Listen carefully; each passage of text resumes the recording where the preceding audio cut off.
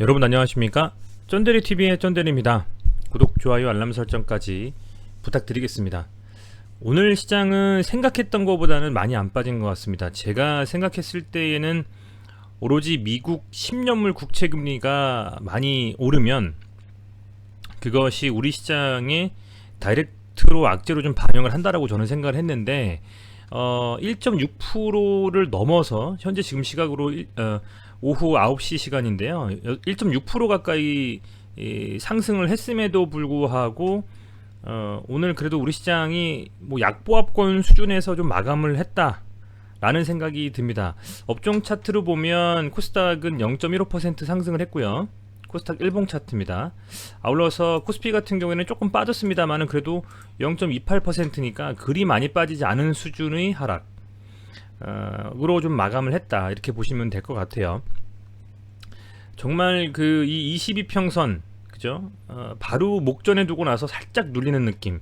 곧 그 돌파를 할 것만 같은 좀 희망을 안겨주는 좀 희망 고문 차트다. 저는 이렇게 좀 표현을 하고 싶은데요. 도지형으로 이렇게 마감을 좀 하면서 22평선을 목전에 두고 양시장 모두 뭐 적당한 수준의 약보합권에서 마감을 좀 했다라는 좀 생각이 듭니다. FOMC가 이제 17일날 우리 시각으로 17일날 그 회의를 앞둔 상황에서 소위 말하는 기대감을 좀 앞두고 이렇게 좀 지켜보는 관망세가 짙었다라는 좀 생각이 듭니다. 물론 몇몇 그 테마가 있는 종목들로는 수급이 좀 쏠리면서 상당 부분 시장에서 강하게 좀 리딩을 하면서 간 부분이 있습니다만은 그런 부분들을 제외하고는 3월 12일 금요일에 그 10년물 국채금리 미국이 뭐 꽤 올랐음에도 불구하고 그죠? 1.63% 마감했거든요. 그럼에도 불구하고 이 정도라고 하면 그래도 FOMC에 대한 어떤 기대감은 여전히 살아있는 게 아니냐 좀 생각이 됩니다. 해서 오늘 시장은 뭐 월요일이라서 조금 기대감을 가지고 많이 시장에 참여하시거나 아침에 출근 후에 일하시면서 이렇게 슬쩍슬쩍 아마도 그 계좌를 좀 보셨을 텐데요. 기대감에는 못 미치지만 그래도 무난한 수준의 하루였다라고 좀 생각이 됩니다. 우선은 뭐 제가 여러 종목들을 말씀을 드리고 있고요. 이것은 뭐 제가 그 종목들에 대해서 추천을 드리거나 어떤 뭐 이 방송에서 제가 주식의 가격 상승과 하락을 명백하게 말씀을 드리면서 가는 부분은 아니기 때문에 오로지 뭐 제가 방송에서 제공하고 있는 정보는 투자 판단에 있어서 참고를 하시고 봐주셨으면 좋겠다라는 좀 생각이 들고요. 오로지 또 이 투자에 대한 책임은 투자자 각자에게 달려있기 때문에 혹여라도 조금이라도 어떤 그 투자 판단에 있어서 안 좋은 그런 결과가 나오지 않도록 조심스럽게 항상 판단하시고 결정하셨으면 좋겠습니다. 우려스러워서 좀 말씀을 드리고요. 그래서 제가 유튜브 뭐 댓글에도 많은 분들이 어떤 종목을 어떻게 했으면 좋겠나요? 이렇게 물어보시는데 그게 사실은 말씀을 드리는 게 사실상 1대1 종목 상담이라고 내용이 나올 수도 있고 그런 부분들은 굉장히 좀 조심스럽게 하지 말아야 되는 거기 때문에 여러분들의 댓글에 제가 답변을 못 드린다는 점 너그럽게 좀 양해 부탁드리겠습니다. 자, 어쨌든 좀 사설이 길었네요. 우선은 그런 상황이고요. 제가 매스컴에 나온 기사들 몇 가지를 좀 같이 살펴볼까 합니다. 정부에서 뉴시스에서 나온 기사입니다. 기사를 쓰신 분은 뉴시스의 그 성함이 지금 안 나와 있나요? 뉴시스 추상철 기자님께서 쓰신 내용인데요. 문재인 대통령께서 원칙대로 아스트라제네카를 접종할 것이다. 최근에 이제 뭐 정부 여당과 야당이 아스트라제네카 백신에 대해서 상당히 갑론을박이 심했습니다. 정부 여당에서는 아스트라제네카에 대한 안전성을 두고서 조금 더 긍정적으로 평가를 하면서 이미 접종을 시작하고 있고요. 반면에 야당에서는 아스트라제네카의 조금 그 부작용에 대한 부분들에 대해서 많이 우려스러운 입장을 전하고 있는데 그런 상황 속에서 어쨌든 문재인 대통령께서 이렇게 아스트라제네카 접종하신다라는 이 기사는 상당 부분 SK바이오사이언스에서 위탁 생산하고 있는 백신에 대한 좀 긍정적인 영향을 미칠 수 있을 것이라고 보고 있고요. 금일 조선일보를 보면 이준우 기자님께서 이런 내용을 쓰셨어요. 많은 미디어에 이미 공포가 된 내용입니다. 75세 이상은 화이자만, 그리고 65세에서 74세는 아스트라 백신을 맞는다.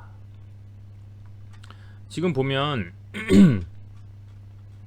뭐 소위 말하는 소위 말하는 지금 이 고령층에서의 접종에 있어서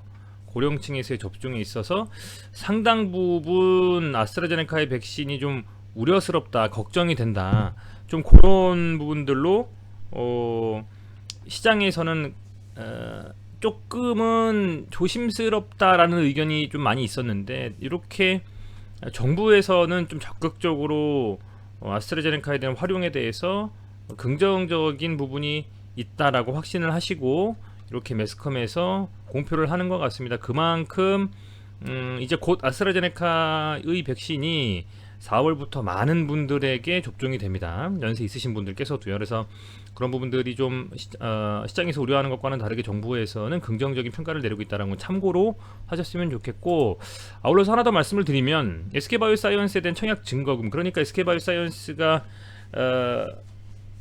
이제 9일 10일 일반 주주들의 청약을 했잖아요. 그리고 나서 그 청약 이후에 반환이 12일에 됐습니다. 됐고 지금 이코노믹 리뷰라는 이 미디어에 따르면요, SK바이오사이언스 청약 증거금이 귀환이 됐고 증시 예비시차 3조 원 늘었다, 이렇게 내용이 좀 나오는데 한번 확인을 한번 해보겠습니다. 예수금을 확인을 하면 이게 고객 예탁금이거든요. 고객 예탁금인데 날짜가 지금 3월 11일로 되어 있습니다.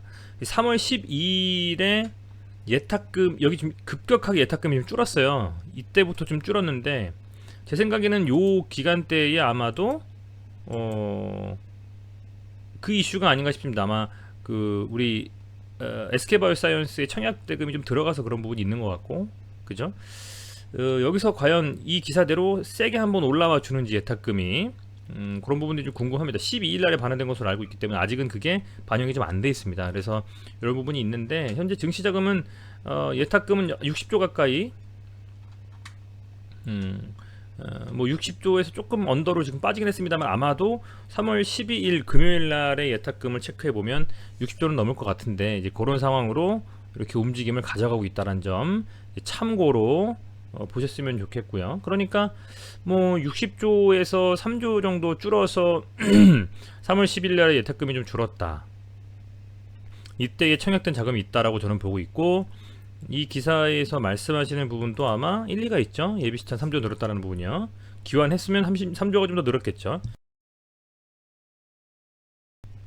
이제 그런 측면에서 어쨌든 이런 예수금에 있어서 상당 부분 SK바이오사이언스의 증거금 반환이 다시 매수할 수 있는 자금으로 아직 남아 있다. 그게 뭐 디스커버리나 케미칼에 간다라는 보장은 없습니다. 하지만 그런 상황이라는 것을 여러분들께서 참고하시면 좋겠습니다. 이제 정말 며칠 안 남았네요. 월요일이 끝났으니까 3월 16, 17일 이렇게 이틀이 남고 3월 18일에 드디어 상장을 합니다. IPO 되어 SK바이오사이언스가. 근데 시장에서 기대하는 것과는 다르게 SK바이오사이언스의 수혜를 지금 디스커버리와 케미칼이 크게 입지는 못한 것 같습니다. 못한 것 같고, 저는 계속 이렇게 좀 트래킹하면서 살펴보는 걸 굉장히 즐겨하기 때문에 여기서 과연 어떻게 될 것이냐. 지금 거래량이 많이 죽으면서 양봉 세워놓고 나서 약간 아래꼬리 단 음봉입니다. 보시면요, 그죠? 이렇게 거래가 많이 죽었고요. 아직은 뭐 이 추세 전환의 움직임이 깨지지 않았다라고 보고 있어요. 깨지지 않았다라고 보고 있고, 저는 뭐 추가적으로 어떤 상승에 대한 기대감, 시장의 기대감은 예전에 2020년에 SK 바이오팜이 상승할 때의 그 수요 예측이나 일반 투자자들이 청약에서 자금이 몰렸던 것과는 좀 다른 양상으로 보여주고 있다. 그 기대감이 전만하지는 못하다 이런 생각이 좀 드네요. 개인적으로는 SK바이오사이언스가 상장을 하면 케미칼과 디스커버리도 수혜를 많이 볼 거라고 생각을 좀 했는데, 학습 효과 때문인지 이미 많이 노출된 재료인지 시장에서 그렇게 많이 각광을 좀 받지 못하는 움직임을 가져가고 있다. 그것은 최근의 시장 상황이 금리에 대한 부분들도 이슈가 되는 바람에 인플레이션에 대한 우려 때문에도 강하게 드라이브를 걸면서 자금들이 쏟아져 들어올 수 있는 그런 좀 시장 상황이 받쳐주지 못한 점이 하나 있는 것 같고요. 그뿐만 아니라 이 케미칼과 디스커버리가, 특히 케미칼은 지금 3번 정도를 이 46만원 고지를 찍고 나서 밀린 상태이기 때문에 이 매물대에 대한 부담으로 과연 뚫을 수 있을 거냐에 대한 개인 투자자분들에 대한 어떤 의구심이 좀 있는 것 같아요. 그래서 그런 부분들이 좀 긍정적이지 못한 영향을 미치고 있는 것 같고, 시장이 좀 강하게 반등하면서 특히 외국인 수급이 들어오면서 들어 올려야 되는데 뭐 개인 수급만 가지고 사실 역부족이거든요. 지금 보면 오늘도 이 케미칼은 개인만 좀 샀습니다. 그래서 시장에서 어떤 확실하게 수급이 들어온다는 모멘텀이 이 케미칼과 디스커버리 그리고 우선주 두 개에도 뭔가 이런 강한 드라이브와 거래량이 터지는 느낌이 들어야 이것도 외국인도 딸려 들어오면서 수급이 들어올 텐데, 지금 뭐 거래량이 완전히 일천한 상황에서 움직임을 가져간다는 것이 굉장히 좀 어렵지 않나. 그래서 이런 좀 비실비실한 움직임을 가져가는 것 같습니다. 그렇지만 뭐 주식이라는 것이 예측하기 어렵죠. 그래서 다행히도 많이 빠진 상태에서 지금 이 27만원에서 하방을 잡아주고 나서 반등이 나왔지 않습니까? 저는 개인적인 생각으로는, 제 개인적인 견해로는 아직은 16, 17일 그리고 18일 뭐 그 날도 남아있기 때문에 아주 급격하게 갑자기 27만원을 막 거래량 터지면서 뚫어버리면 당연히 손절해야 되겠죠, 여러분들. 그죠? 그렇지만 거래량이 없는 상태에서 이렇게 움직임을 가져간다는 것은 이미 이렇게 40% 가까이 빠진 상태에서 굳이 손절할 이유는 저는 개인적으로는 없다고 보고 있습니다. 40% 가까이 빠졌는데 여기서 굳이 손절을 치고 나서 간다라는 그런 어떤 제스처는 취하지 않는 게 맞다라는 생각을 가지고 있고요. 뭔가 이렇게 강한 움직임은 한 번은 나오지 않겠냐라고 좀 생각을 하고 있는데, 참 어려운 종목이다라는 좀 생각이 들고, 그런 측면에서 관종에서 좀 넣고 좀 지켜볼 필요는 있는 종목 같아요. 만에 하나 이게 또 사람 심리라는 게 그렇지 않습니까? 아무리 개인 투자자분들이 스마트머니다 해서 많은 분석을 하더라도 갑자기 수급이 들어오면서 추세를 강하게 유지하면서 상승한다, 그럴 때에 매수에 손이 안 가는 분들은 또 없거든요. 그렇다라고 하면 갑자기 수급이 들어오면서 거래량이 터져도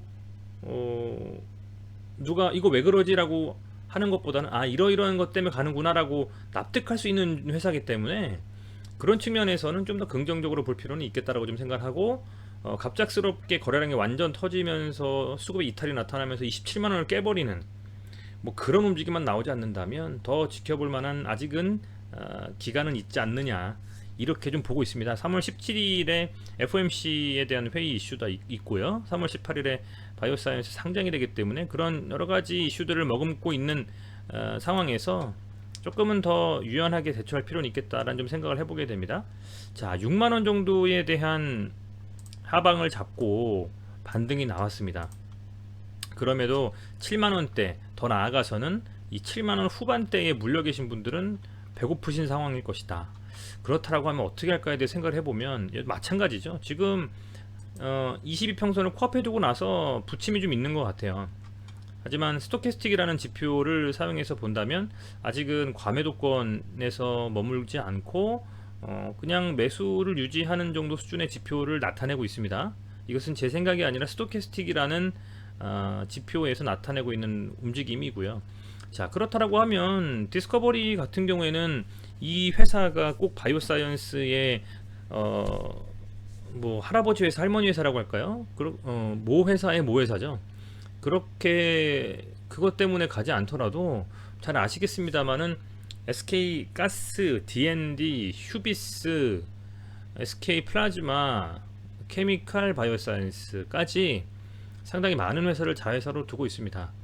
물론 대부분이 상장을 했기 때문에 이 지주 회사라는 움직임이 그렇게 나이스하게 갈 수는 없겠죠. 우리나라에서 기본적으로 지주 회사들이 자회사나 손자회사가 상장되어 있는 경우에는 그 회사들의 주가의 반영이 뭐 지주회사까지 되는 경우는 좀 드뭅니다. 아무래도 그렇기 때문에 그런 측면에서 봤을 때는 비단 SK바이오사이언스가 시장에서 핫하다 하더라도 그것이 모두 주가에 반영되기에는 조금은 어려운 부분이 있겠습니다만은, 그럼에도 불구하고 많은 자회사들이 시장에서 각광을 받고 주가가 부양된다면 사실상의 그 여러가지 이익이라든지 영업이익적인 측면에서도 반영이 될 부분이 분명히 있기 때문에, 저는 그렇게 봤을 때에는 가능성은 있다, 충분히 가능성은 있다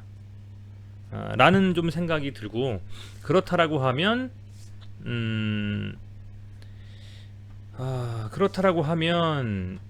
뭐 앞서 케미칼에 말씀드린 것과 마찬가지로 이 정도 박스권에서 지금 주가가 거래량이 터지지 않은 채 횡보하고 있다라고 하면, 갑자기 여러분들 이렇게 막 거래량이 터지면서 막 이렇게 쭉 떨어져 이러면 손절하고 손실을 최소화해야 되겠죠. 근데 그런 움직임이 아니지 않습니까? 그렇다고 하면 뭐 이렇게까지 떨어졌는데 지금 75,000원 7만원대에서 6만원까지 떨어진 것도 기다린 여러분들인데, 굳이 이거를 지금 매도하면서 다른 종목으로 갈아타기보다는 이 3월 18일에 이벤트라는 것들을 한번 지켜볼 어떤 인내심도 필요하진 않느냐, 뭐 제 개인적인 생각입니다만은 그렇게 좀 보고 있고요. 다만 그 과정에서 갑자기 막 시장이 요동치면서 금리가 막 1.78%씩 올라가고요. 미국 10년물 국채 금리가요. 그리고 뭔가 악재가 터지는 바람에 거래량 터지면서 밀린다. 그럼 무조건 손절해야 되겠죠. 무조건. 그래서 그렇지만 그렇지 않다면 지금은 이 3월 16일, 17일 이틀 양일간에 어떤 움직임이 나올지를 좀 기대해 보면서 가는 게 맞지 않나 생각이 좀 듭니다. 다행히도 디스커버리 같은 경우에도 그렇지만요, 이렇게 분봉으로 보면 항상 누르고 시작하는데 막판에도 이렇게 기대감으로 좀 수급이 들어와요. 그죠? 뭐 많지는 않습니다만은 분봉입니다. 3분봉으로 봤습니다, 여러분들. 자, 케미칼 보면, 케미칼도 오늘 눌려놓고 나서는 뭐 아주 많이는 아니지만 그래도 어느 정도 수준으로 이렇게 상승이 나오는, 아직도 종가에 이렇게 양봉이라고 해야 되나요? 거래량이 터진다라는 것은 조금 기대감이 있다라는 것 같아요. 그게 개인이 들어온 부분이라고 생각하는 게 맞겠습니다만은. 자, 그래서 그런 측면에서 봤을 때에 아직은 뭐 아주 악재가 있어서 밀린다라기보다는 시장에서 뭔가 이렇게 딱 어떤 포인트를 가지고 갑자기 수급이 들어온다, 이런 어떤 트리거가 될 만한 어떠한 움직임이 나오지 않기 때문에 다들 그냥 잠잡고 지켜보고 있으신 것이 아니냐, 뭐 이렇게 좀 생각하고 있습니다. 그 트리거가 하방의 트리거일지 상방의 트리거일지는 아무도 모릅니다. 그렇습니다만은 기대를 하는 거죠. 여러가지 조건들이나 여러가지 이슈들이 상방 쪽으로 갈 가능성이 크다라고 보는 것이고, 최소한 아주 급락이나 이런 부분들은 나오지 않지 않겠나라는 생각으로 조금은 더 지켜보는 상황이다, 뭐 이렇게 생각이 좀 되네요. 그래서 뭐 제 나름대로의 어떤 생각이겠습니다만은 우리 구독자분들이나 시청하시는 분들도 뭐 제 생각도 참고하시고 다른 분들의 생각도 참고하시고 개인적으로 고민하신 분들도 반영하셔가지고 잘 대응하셔서 수익으로 좀 마감하시는 그런 투자가 되셨으면 좋겠습니다. 네, 시청해주셔서 감사드리고요. 지금 현재 9시 20분입니다. 지금 제가 이걸 한번 볼게요. 미국 10년물 국채 금리는 1.6%로 현재 진행이 되고 있고, 나스닥 선물지수는 0.08%입니다. 0.08%. 뭐 여전히 미국 시장도 우리 시장처럼 3월 17일에 FOMC 회의를 좀 기대하면서 스테이하는 상황이 아닌가, 이런 좀 생각이 드네요. 부디 좋은 움직임으로 이 3월달은 한번 좀 슈팅이 좀 나와주는 그런 상황이 됐으면 하고 여러분들과 함께 기대해 보겠습니다. 시청해주셔서 감사드리고요. 항상 구독해 주시고 좋아요 눌러 주셔가지고 많은 힘이 됩니다. 감사합니다.